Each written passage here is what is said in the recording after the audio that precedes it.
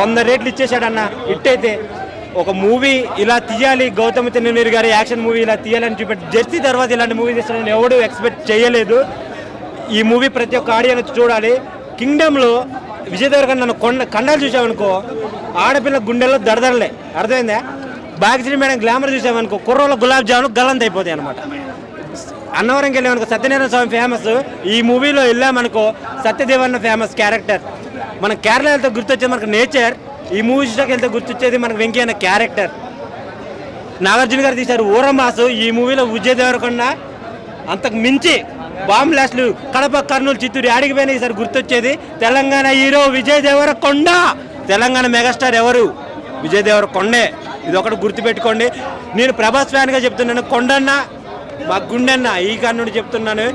కొండనని ఎవడు తొక్కాలని చూడలేడు. ఎందుకంటే ఆయన ఆల్రెడీ టైర్ 1 హీరో లిస్ట్లో వెళ్ళిపోతాడు ఈ మూవీ తోటి. నెక్స్ట్ వచ్చే రౌడీ జనార్దన్ కూడా మొన్న నేను ఆడిషన్ ఇచ్చాననుకో. రౌడీ జనార్దన్ అది చూస్తే ఇంకా వేరే లెవెల్ అనమాట. దాని రౌడీ జనార్దన్ విలన్స్ ఎలా ఉంటారు తెలుసా? ఒక 50 మంది అనుకుంటారు అనమాట. ఆ విలన్స్ మొన్న ఆడిషన్ చూస్తూ ఉంటే నాకే గజగజ వణికిపోయా.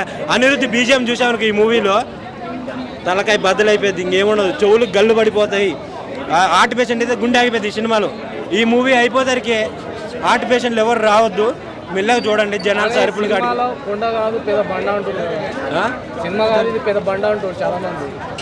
కొండనుండగా బండలు బదిలైపోతాయి. కొండను ఉండు కదా.